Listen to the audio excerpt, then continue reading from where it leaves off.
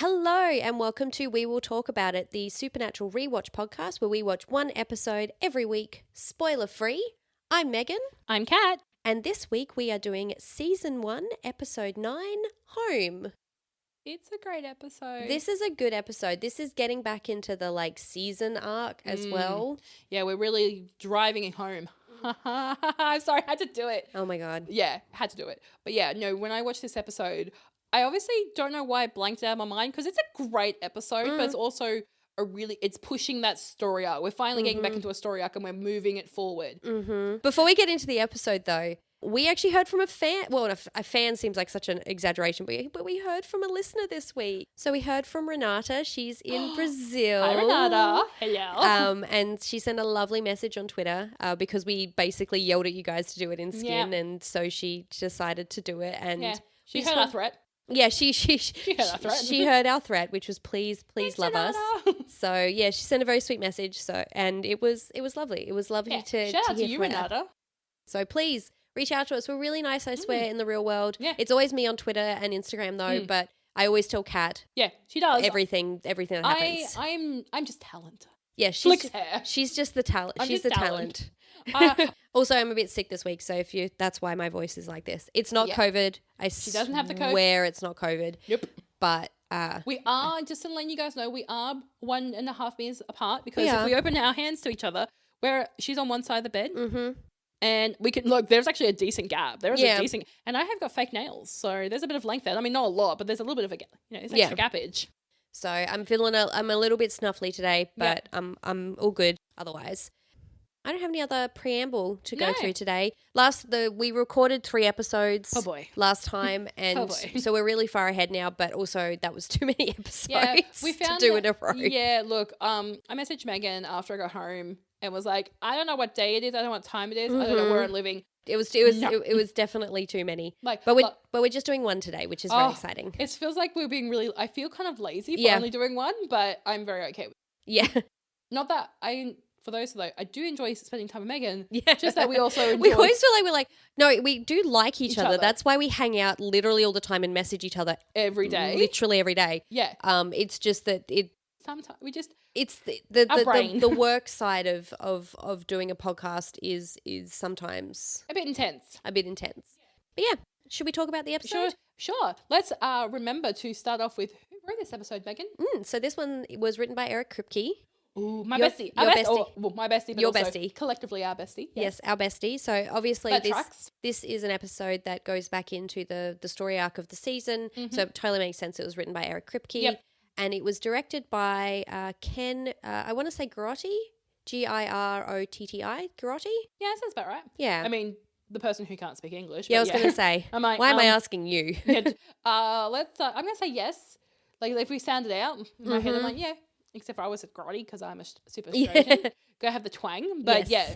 So we open to this week on Lawrence, Kansas. We're back. Yep, we're back baby. Home. And we are in a house. Someone's unpacking. A woman is unpacking. She unpacks a wedding photo of from the 80s. Every single one of my aunts and I wore this wedding dress. Like this was peak. Oh yeah, the frills. Peak late 80s, early 90s. Oh, and that big Buffonti fan-esque veil situation. I'll probably put a picture on Instagram. The beaded sequined headband over the forehead scenario. I don't know what that's actually called. I'm doing a lot of miming to Meghan and she's nodding. Yeah, so it's definitely implied at the start of the episode that she's a widow. Or potentially... I would say a widow. I don't think it's a divorce because you wouldn't. I feel like I was getting much more vibes. We don't know. Death. We don't know, but I was definitely getting vibes. I was getting more vibes from she's mourning a relationship in the sense that maybe he cheated on her and she didn't want it to end, but he wanted it to end. That's what I was getting the vibes, but not vengeful, more sorrow. Her daughter comes downstairs because there's something in her closet. Yes, I even wrote something in the closet, question mark. And she goes upstairs and unlike in the first episode when Sam said there was something in his closet and he got a 45, this mum has decided to say there's nothing in the closet and don't worry. And you sort of get this great, and this is a very well shot episode in terms of giving you that real classic kind of horror movie, you know, a bit like the movie Poltergeist. Because when she's saying there's nothing in the closet, you're getting it from the perspective of the thing that's in the closet. And so you see the thing, you know, you're in the closet with the thing when she closes the door. Yeah. The daughter is a bit sad. She's not sure if she's going to like it in this house. Yeah. Sort of adding to that sense of there was an upheaval and they've just moved in. Yeah. Some trauma maybe. Yeah, exactly. And before the mum says, we're going to be fine here, she gets up to leave. And the daughter says, could you please make sure you don't forget the chair? Mm-hmm. And this girl, whip smart. This is such a good idea. I wish I had thought of that as a kid. I literally wrote chair lock. She's back downstairs getting ready to unpack and she hears scritching and scratching. I said pitter patter. Yeah. And she's like, oh, please don't let it be rats. I have to admit, maybe this is probably because I watched too much Supernatural. And but my first thought would be like, oh, good. It's haunted. Yeah, me too. When I heard pitter patter and she's like, oh, I better not be rats, mate. Bitch, I'd take the rats. Mm-hmm. To be honest, rats over, you know, potential death. Yeah, rats. Yeah. So she goes down into the basement like an idiot, my notes say. Yeah, into a dark, dingy basement. Never go into the basement. Never go into a basement. Classic. The first rule of horror movies, don't go into the basement alone at night.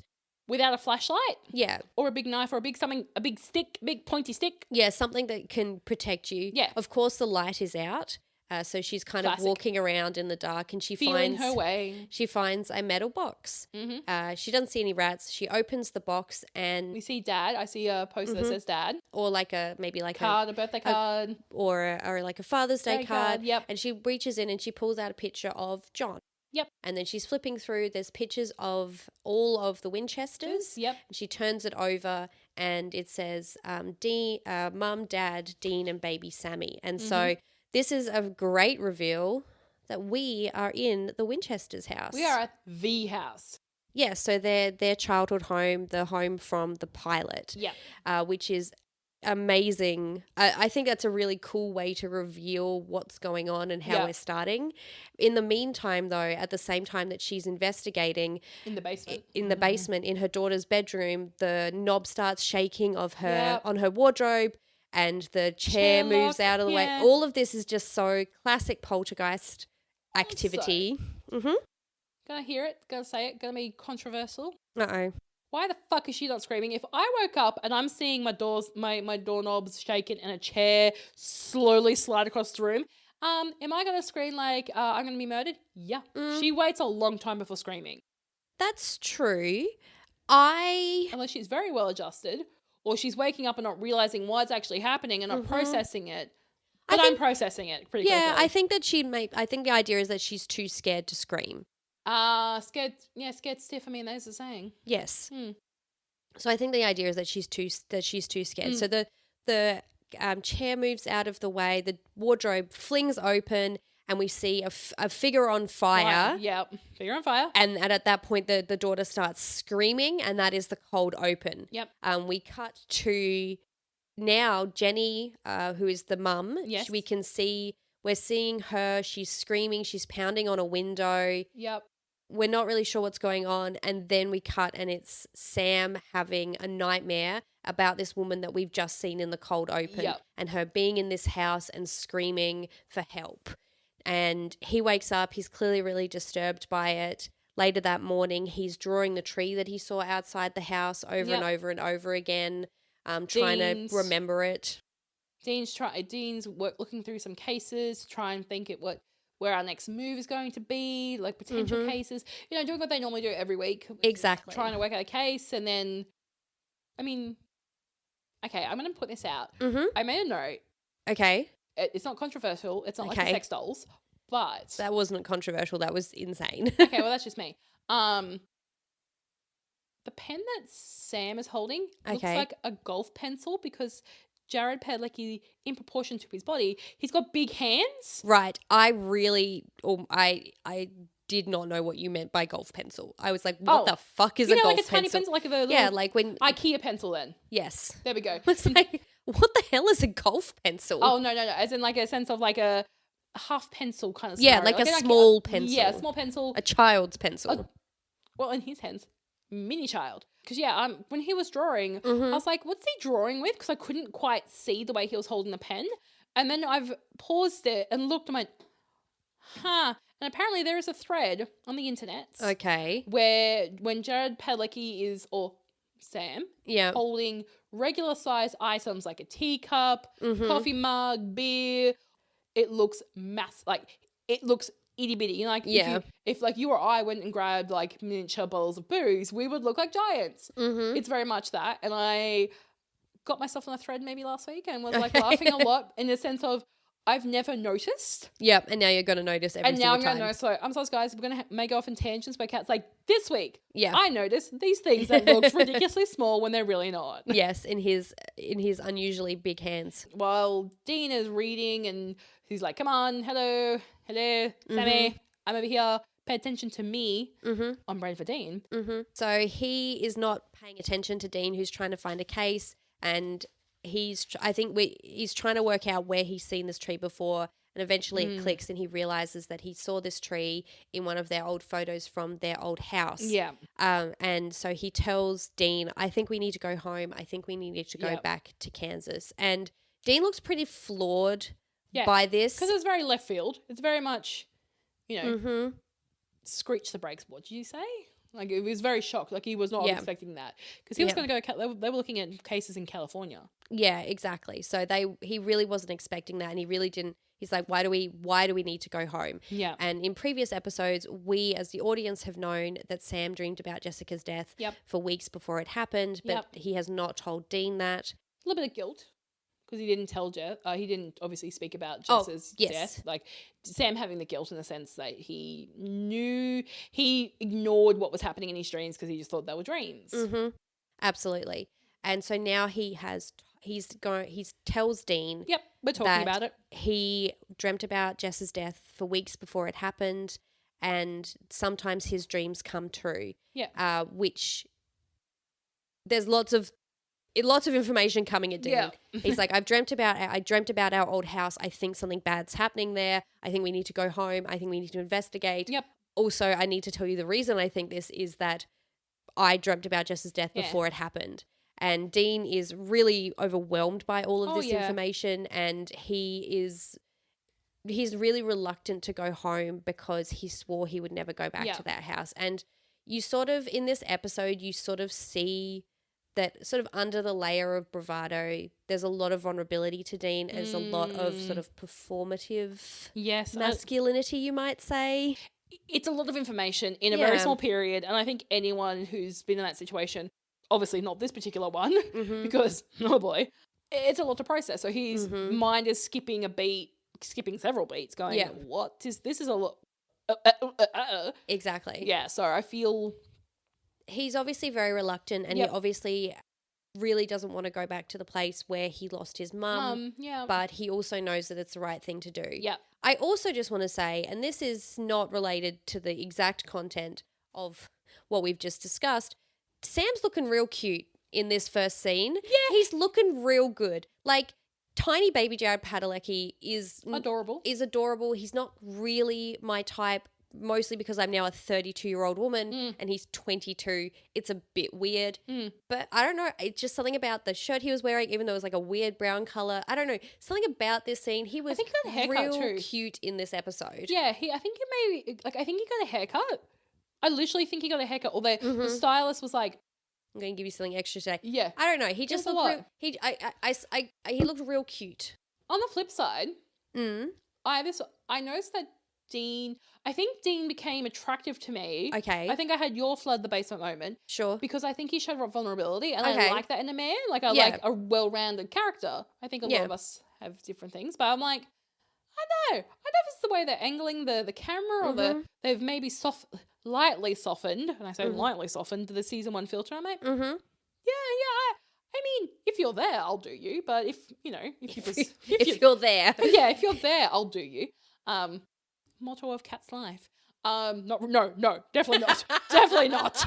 Definitely not the motto of my life. Oh boy, no. You heard it here first. The moral of Kat's life: if you're there, I'll do you. Yeah, I mean, put it on a t-shirt, slap it. Don't slap it. Oh my god, I'm gonna stop talking now. Anyway, Meghann is dead.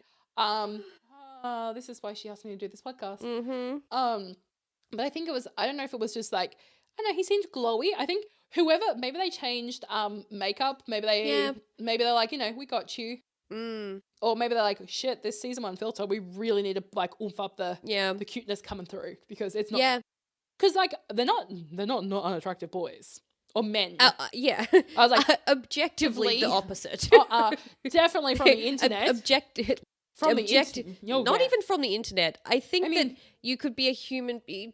Really, it's unequivocally hot men. 100%. Anyway, sorry, off topic. That went really far off topic. Sorry, guys. So they decide to go back home. Mm-hmm. They go back to their childhood home. Now, not obviously, but in reality, this is not the home from the pilot, because that was filmed in LA, and we're now filming in Vancouver. So they've found a place that looks very similar, but it is ultimately a different place. It's a different home. But also, when we're back in the 80s, obviously we're in fields. Obviously it was a bit more acreage, and I mean, it's been 20 plus years. So you kind of go, oh, well, housing development, so they can kind of get away with it because time has passed, because it didn't happen a week ago kind of thing. So that's worked in their favor. Absolutely. So they go up to the house. Jenny, the woman from the opening, she opens the door. At first, Dean starts to go in with sort of one of their standard tales, and then Sam cuts him off and tells the truth that they're the Winchesters, that they lived there when they were growing up, and they just wanted to come and check the old place out. No fake names. No fake names. Just went in with the truth.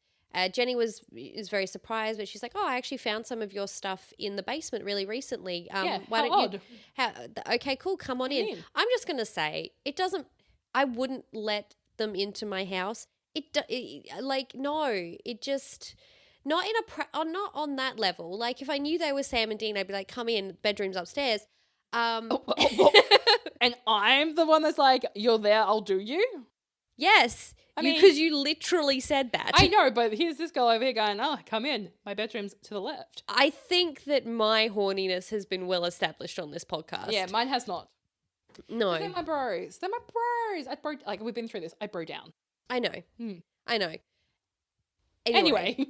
I personally would not. I still think it's very children. It's very trusting to be like, "Oh, cool, just like you just happened." Like, I guess it's because she's like, "Oh, I found your stuff," and like there's a connection. There's a connection there. And it's really weird that you would know that information, but still don't let strangers into your house. No. Guys. So Jenny lets them into the house. She introduces her 2 children, who are called Richie and Sari.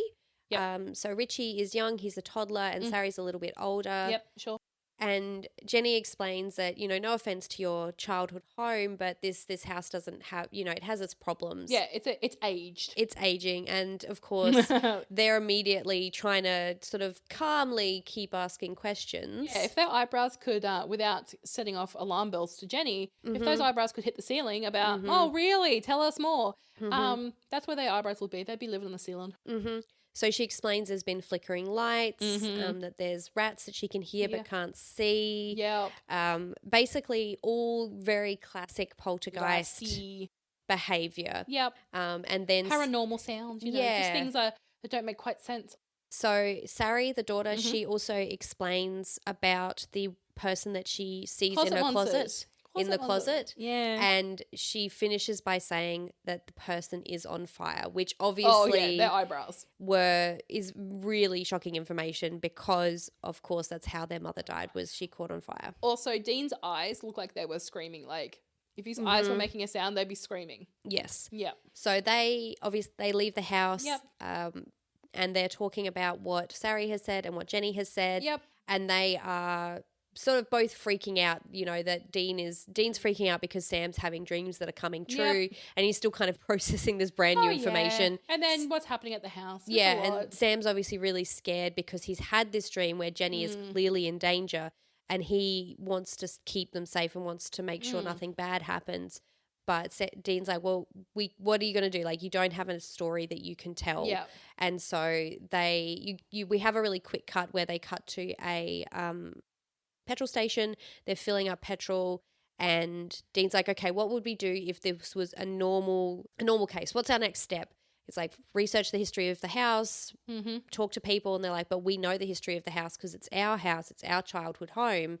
So what do you remember about that night? Sam is obviously because Sam was only 6 months old. Mm-hmm. I like this part where we are now seeing the story from, as a viewer, we're seeing it through a retelling of Dean's what he remembers of that night versus, I guess, a glade from, someone is telling the story to us, so we understand the basis, but a character is actually in the house, like who was in the house on the night of the, the horribleness, telling the story. And I thought that was pretty cool. So he explains that he doesn't really remember very much. Yep. Just that he carried Sam out of the house and that Dad went back in. Yep. And Sam never knew that it was actually Dean that carried him out of the house. No, he was shocked. This was some new information for Sam about what happened. And Sam's still clearly very troubled by what's going on. He sort of says, does this feel like a normal case to you? And Dean sort of shrugs and makes an excuse to go. And he calls Dad, he calls John, on the and he phone. Leaves a voicemail? voicemail for him. And it's very, he's clearly very upset. He's and vulnerable. It's again attractive. Look. I don't know why. It's the it's you're talking to me and to the audience of people who really know why. Where it's okay, you're just joining us. Okay, right. The rest of us in our feelings. Sorry, guys. For once. Yeah, because bro. He's a bro. But he leaves this sort of very heartfelt message for their dad, saying that he doesn't know what to do, and he's scared of the fact that there's something happening in their house, and it could be the thing that killed their mum. They don't know what it is at this point. And so although spoiler alert, it's a poltergeist. They don't know, and they don't, because they don't know what killed their mum. It could have been a poltergeist that killed her. Yeah. So he wishes his dad was there to help. And of course he doesn't hear from his dad. So we cut back to the house and Jenny has someone coming to look at the garbage disposal. Yep. Which has backed up. Unexpectedly, and she's wanting to get it looked into. She has a tradie there to have a look at it. And truly, I really dug into what on earth is a garbage disposal, because I know what it is. Yeah. It grinds up garbage, but like, why? Yeah, we don't have them in Australia. I mean, we do. Do we? Yeah, I have. I did stay in an apartment once. They did have one. But like, where did it go? I have no idea. I assume it goes... So it just goes down the sink, like it goes down the drain. It goes, but why does it need to be ground up? I think. Why does your garbage need to be ground up? Look, I don't know. I didn't go into that deep. Where did I it go? I think we were saying when we were moving around, we stayed in a very fancy self-service apartment, service apartment. That's the word, not self-service, service apartment.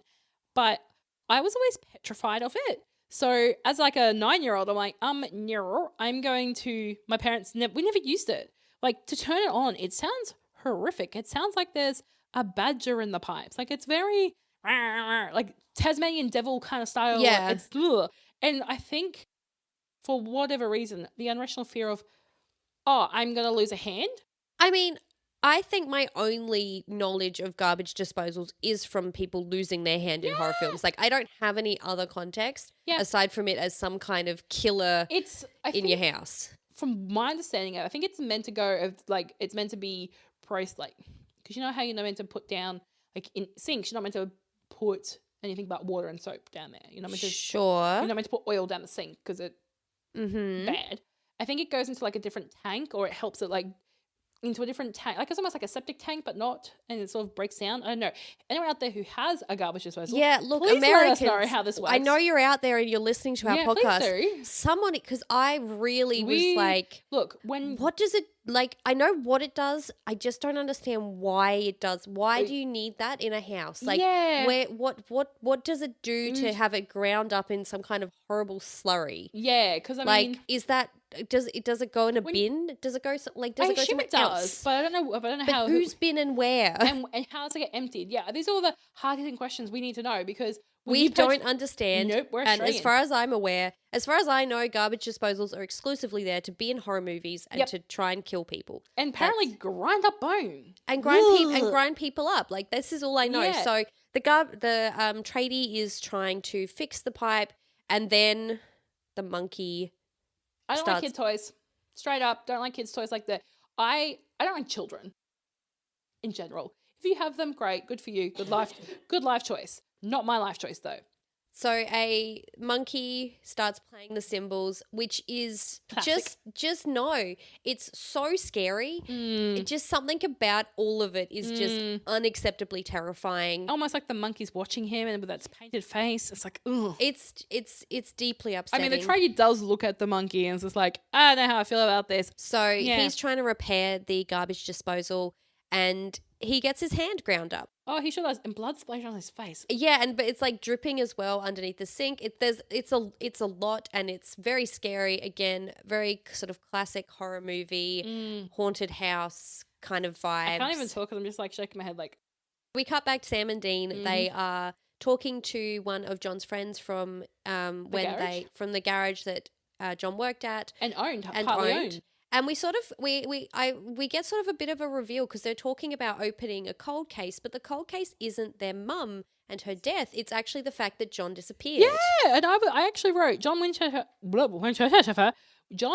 is actually a missing person and has been for over 20 years. And I'm like, oh. And then we get some more background. It's like, oh, that makes sense because when we obviously the story so far, we know that Sam and Dean have had not a traditional upbringing, and they have gone through a bit of they're living off the grid essentially. Like, he's missing.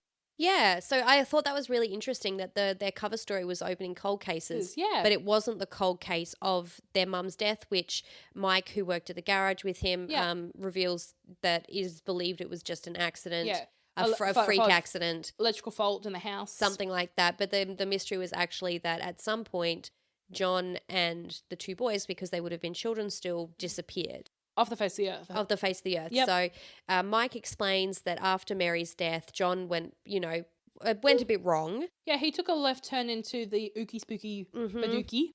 And that he went and saw every single psychic in town or every palm reader in town. Sure did. And Sam... And with that information, Sam goes and he has a look at all in the phone book, which is so dated. That's at how the you would phone at the payphone box. At a payphone, could not have been a more dated scene if you tried. And he said there's a few different palm readers. He's reading out the names, and then he says Missouri Mosely. Oh. And Dean, I know, I'm so excited. Me too. So excited. So many notes. Dean goes, oh, wait, I know that name. And from the very first page of Dad's journal, it says, I went to Missouri and she showed me the way. Yeah. And Dean's like, I always thought he meant the state. And that means we get to meet the infamous, the best fucking side character, Queen. Sass levels of just off the charts. Just amazing. Iconic. I love Missouri Mosely. I even remember when I first saw this episode, went back when I was 17, just being like, this bitch is fabulous. She gets it and she owns it, and I am here for it. So Missouri Mosely is played by Loretta Devine. What a name. Oh, what a name. Fabulous name. Yeah, and Loretta Devine, because I had to look her up, because she steals this whole episode. Oh, like, she really does. Absolutely steals the whole show. She comes in like a wrecking ball, and I'm here for it. Loretta Devine, I mean, her IMDb, just working actress, working queen. She is booked. She is busy. She has been working since like the 80s. She's been in everything. Like she's, she just. I love to see a working queen. I love to see it when they're fabulous and they come in like Stanley Tucci and just absolutely steal every single scene that they're in. They go to visit Missouri Mosely. Yep. They're waiting in the waiting room. She's got a customer. She's waiting they're waiting in the lobby. She's leaving and she's telling her customer, don't worry, you're fine. Your wife loves you. And she just turns and goes, oh, that poor man, his wife's cold banging the gardener. What a first, what an introduction. The myth, the legend, the whatevers. She is like, I just love that Sam and Dean are just like, what? Aren't you meant to give them like hope? And she's like, they don't want to hear that. No, they want to hear a good story. They want to hear good news. Yeah. And we're now entering the portion of the program which is reading to filth section. Oh, can we get an amen? Because the amount of times that I would just want to, anyone who's watched RuPaul's Drag Race knows the RuPaul shade sound. I just want the button just to hit it. That button would be broken of how many times she's read him to filth. She reads him to filth. The library is fucking open. It's so it's so good. It's so great. So she brings them in, she sits them down, tells them their names. So she says, Sam and Dean, let me come in and have a look at you. Yeah. And which obviously is meant to shock them that she knows who they are. Yep. And she tells Dean that he was a goofy looking kid and he looks very offended. He's like, how dare you? And then she sees Sam and she takes Sam's hand and says, I'm so sorry about your girlfriend and your dad's missing. And they're, of course, really shocked because she's giving them all of this information. They've not told her anything. So they take a seat and she looks Dean dead in the eye and says, if you think about putting your feet up on that table, I will smack you with a spoon. And it's just... Like, I wasn't gonna...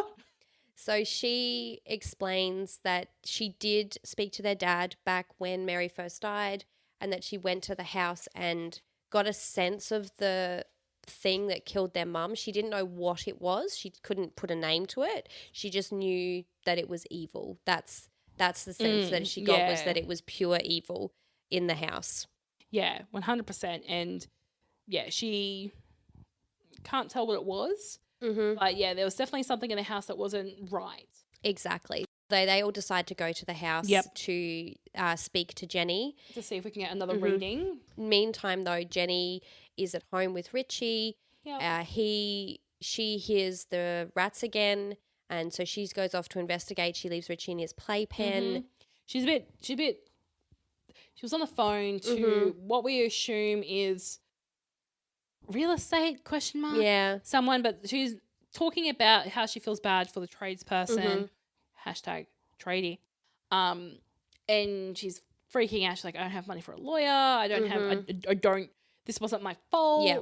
I don't know what's going on. So she's frazzled and she's hearing the commotion, I assume upstairs. Yeah. She's out of the room and Richie, she tells Richie, I'll be back in a minute, sweetie. Stay right there. I mean, he's in a playpen, but I mean, kids do the darndest things. Mm-hmm. And so once she leaves, the force or the presence shows up. Yep. And opens up Unpins the fridge, because we've established earlier on that Richie is a bit of a juice junkie. He loves juice. Juice. I'm like, all right, kid. And so the presence opens the fridge, which is baby locked with baby proofing. Yep. So it's baby proofing. And then breaks him out of his playpen, does. He gets inside the fridge and the door slams. Now, obviously, this is all silly nonsense because you couldn't put a child inside a fridge because you can't. All the shelves. The shelves have been removed. removed. I literally wrote, where are all the goddamn shelves in this fridge? That seems so fucking odd. So Richie gets inside the fridge and the door slams, and then he just doesn't scream. I mean, you should be screaming. Maybe, but he's pretty young. I mean, he's true. a toddler. Like, I don't know he's pretty small, so he doesn't understand how things work. No, so Jenny comes back. Mm-hmm. And she can't see Richie. Obviously, she can see the playpen has been opened. She's freaking out. I really love this shot where she's like looking around.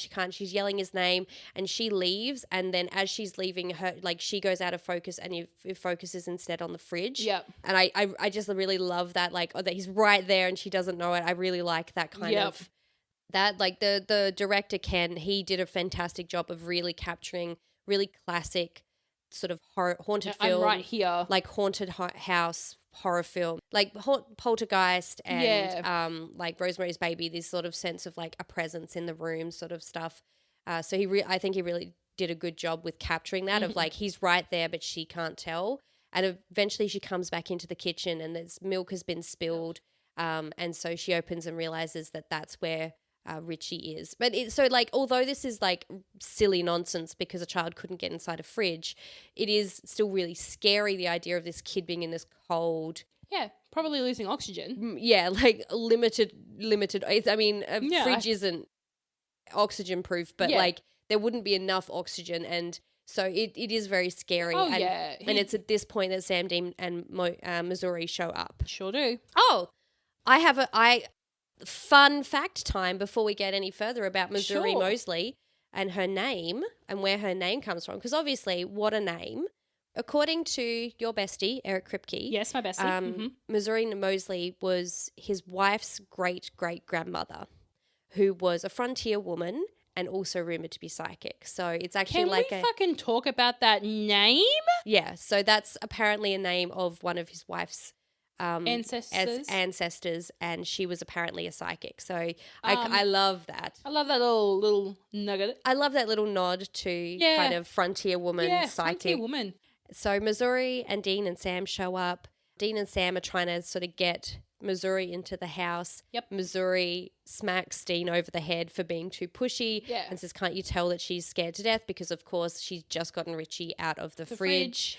And it's not a great time. And then she reads Dean to filth again. And we're like, look, he's not the sharpest tool in the shed. Yeah. And he's looking just like, you don't know me. Yeah.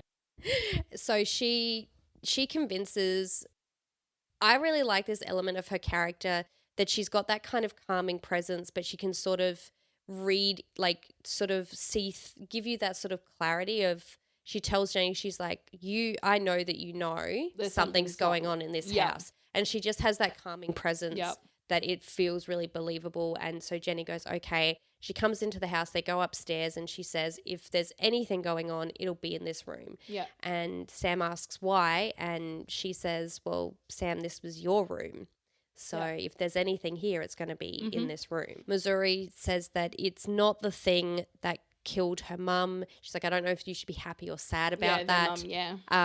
But that's not what's here. But there are two presences in this house. When she says them, I'm like, oh boy, that's more than one. That's one is too many. More than one is absolutely unacceptable. So she reveals that there's multiple presences in the house. And it's evil. And she then goes on to explain that the thing she felt with when Mary had died was real evil. And when things of that nature that are that evil, they infect the area, which then gives weaknesses for other things to come through easier than, say, a house that's normal. Exactly. So it creates an energy that makes it easier for evil to come and infect to penetrate. Yeah. I don't know if that's the right word to use, but penetrate. So Missouri convinces Jenny that they need to cleanse the house. And this is the first time we sort of see, I don't know, they don't really call it like magic or hoodoo or voodoo, but this is the first time we kind of see the idea of using kind of magic to banish something. Yeah, in the sense of also just like ingredients that you can find and putting them together to make, I guess, like not a spell, but not a ward, but not a protection. They don't really give it any name in this. She explains that it's it will help to cleanse and purify the home. There's a lot of describing words of pure, making it pure, making it will protect the house. Exactly. So they make, I guess, bundles. I would describe them as a hex bag. Yeah, hex bag is probably right. Yeah. So they make these hex bags, and they're going to put it in the north, south, east, and west of the house on both levels. Yep. And they tell Jenny that she needs to get out of the house with Sari and Richie because the second they start doing this, the poltergeist, which they now believe it is going to get angry and try and fight back. Yeah, 100%. Not safe for kids. Not safe for children. Go to the movies. Come back. Exactly. And that's what they do. So she goes to the basement, Queen. Sam goes upstairs into Jenny's room, and Dean's in the kitchen. So they're all covering, like, Missouri's got basement, Dean's got ground floor, Sam has got top floor of the house. They're all doing their thing. Exactly. Also, because obviously for them to put the hex bags, they've got to put it in the house. They can't just like hang it on a wall. They've got to find the north, south, east, west of the house and then basically crack it in the drywall. Yeah. Like, pop it in the drywall. Dean at one point does say, she's not going to be very happy about us hacking into the drywall, and Missouri very rightly points out, well, she'll be alive. Yeah, and she wasn't reading him to filth. She was just like, it's the truth, man. What would you prefer? Holes in your wall, alive. No holes in your wall, dead. I mean... Exactly. So they start to put the hex bags in the walls. And, of course, as predicted, the poltergeist starts to fight back. It starts off with Sam with that plug, with the whoop, plug unplugging itself. I'm like, Jesus Christ, completely forgot about that. Yep. So like a cord on the wall unplugs and starts to sort of come towards Sam. At the same time, we're sort of cutting between all three of them. So Missouri's in the basement. She throws a hex bag into the wall, and then a desk comes and slams into her and pins her to the wall. Then we cut to Dean, and Dean's in the kitchen, and a bunch of knives come at him, and he sort of just only gets behind a table in time to stop them like killing him. Yeah, instantly stabbing him or shish kebabbing him. Yeah, But both of them manage to get all the hex bags in the walls, and so it's just Sam left, and then the power cord comes wraps around his throat and starts to choke him. So Sam's in trouble. He's choking. He's almost. It seems like he's about to lose consciousness. Yep. Dean comes in. He kicks a hole in the wall and chucks in the hex bag, and that seems to remove the spirit from the house. Yeah, and it seems to cleanse the house. Or does it? Or does it? So Missouri is pretty convinced that the house is cleansed. Sam's not so sure though, and Missouri is very suspicious or very wary of the fact that he doesn't feel like it's over. So it's really just that sort of that sense that she has that there's something else going on here. At the same time, Jenny comes home with Richie and Sari and sees the destruction in the kitchen. Sam feels really bad. He immediately offers to pay for it. And I really like this kind of like to go of like, then first you get Dean looking like, what? Why? No, not our money. Not my hard-earned pool hustling money. Yeah, not my hustle funds, yeah. And then it cuts to Missouri. Yeah. But she's back. She's got her sass. And she says, don't worry, Dean's about to get the broom. And he just looks really like, excuse me. I am not a 5-year-old. I am not cleaning up this mess. And I love that then she claps back and is like, don't you suss me, child? And he's like, oh, no, she says, don't you swear at me. Oh, that's right. Because he's obviously swearing in his head, which she can hear.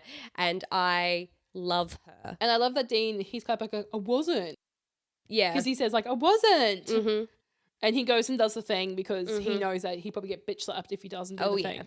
So they leave Jenny to her house. Yep. They head off. Missouri's like, don't worry, everything's going to be fine now. You're perfectly safe. Yep.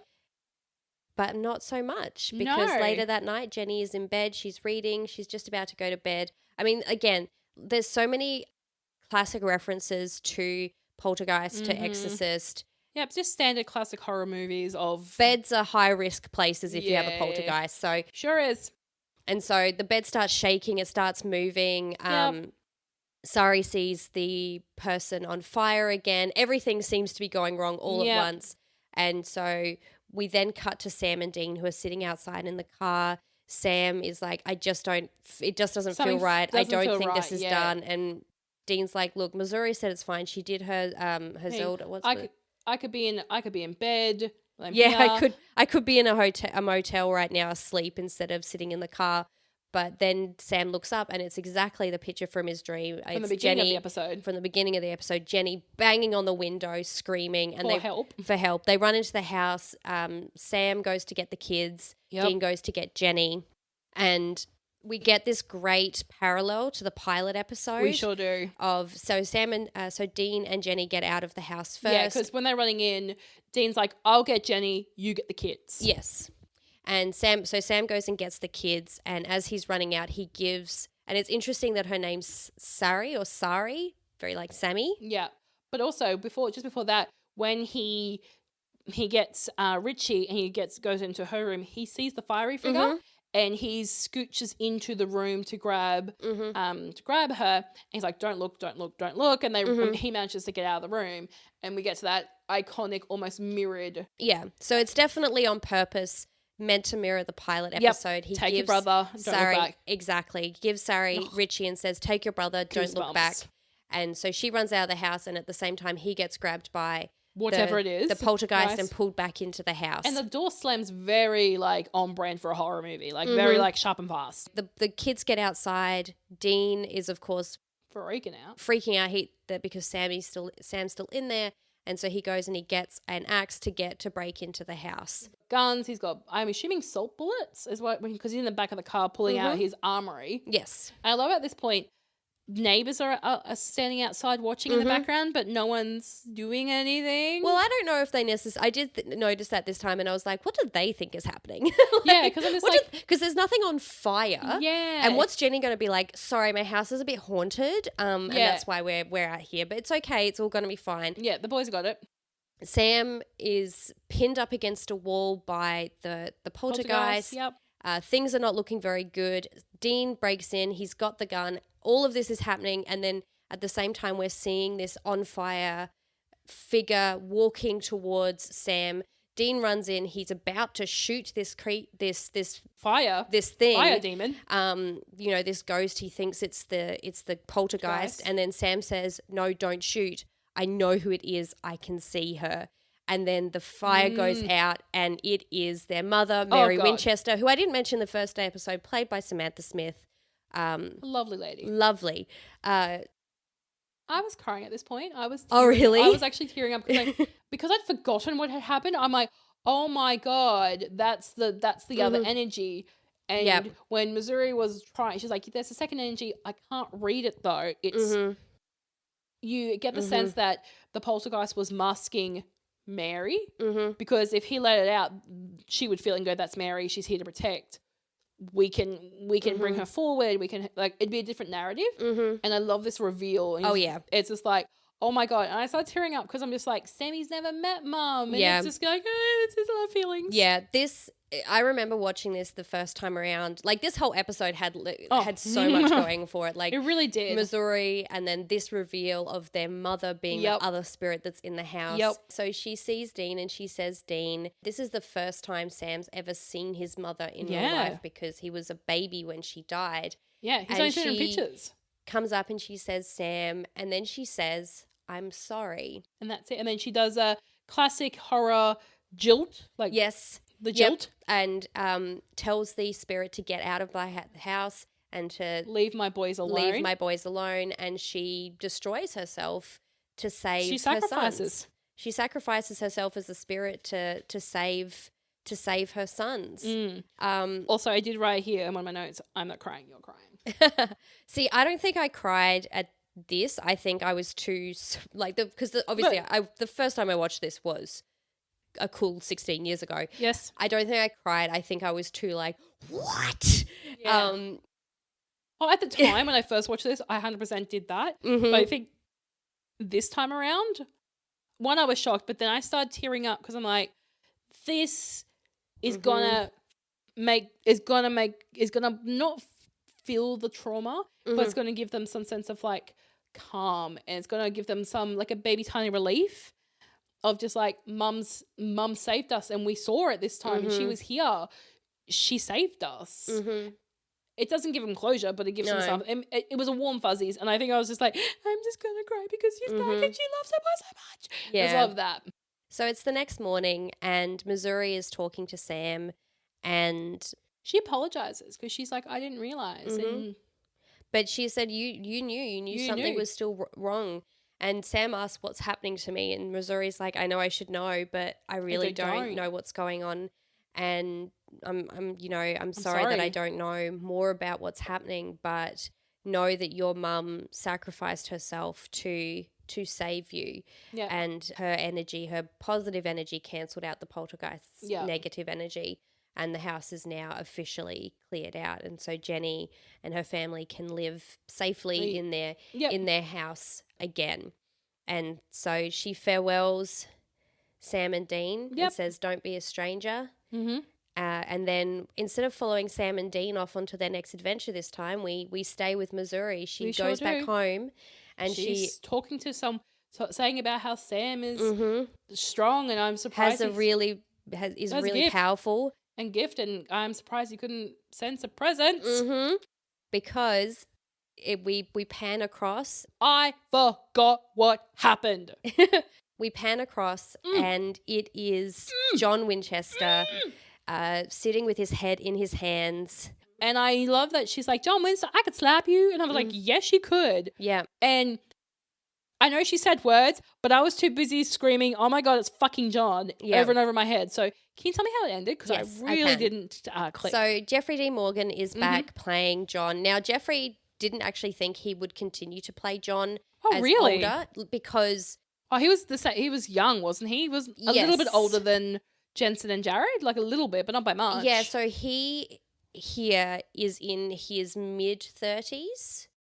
So he's like 34, 35 in real time. In real life, so obviously when he's in the pilot, when he's playing young, quote-unquote, John, he's that sort of age appropriate. Yeah, yeah. And then, but obviously here he's meant to be in his 50s. And so he didn't think he was going to come back, but obviously he did such a good job in the pilot that they asked him to come back. And they aged him up pretty well.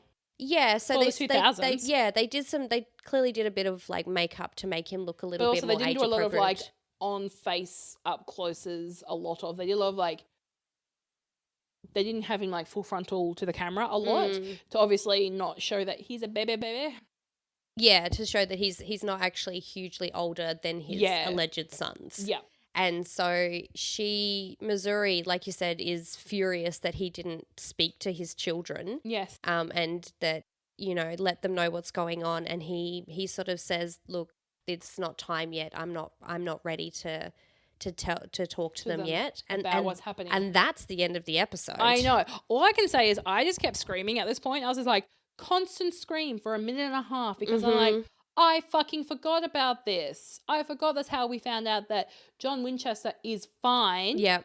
Is back in his hometown because how's he know they're back in their hometown? Well, I mean, because he listened to Dean's message. Yeah, I got there, guys. Yeah, I worked it out. She got there and on her own on the same breath. Yes. It's very She's very getting classic. better. It's very classic, but it's just such a. There are so many twists and turns in this episode, and it's because it's moving the actual season story arc forward. You're like, well, what's going to fucking happen next week? Where are we going? Where are we building into? What's happening? Yeah. Holy fuck, John Winchester. Holy fuck, it's Mary. So yeah, this is a great episode. Great episode. And it's great to have the whole story arc start to move forward again. Yep. Had a lot of amazing reveals. We've got Mary who came back as a ghost. Then we had John, the reveal that John is actually fine and he's been fine the whole time. He's just searching for the truth about what happened to their mother. Yep. And we sort of get a little bit more about Sam's powers, that then he's not just dreaming about things that are happening to him, but things that are happening in general. Yep. He's got the shinning. Yeah. He's got the shinning. I can't do the Scottish accent. Yeah, neither can I. For the Simpsons reference that's from. Do you want to get sued? You're going to get sued. Thank you so much for listening, guys. Thanks, guys. Follow us on Instagram at We Will Talk About It Pod, on Twitter at We Will Talk Pod. You can email us at wewilltalkaboutitpod@gmail.com. Leave us a rating on iTunes and a nice review. Positive. Yes, a positive review. So in the meantime, stay safe and stay out of the basement. 100%. Bye. Bye.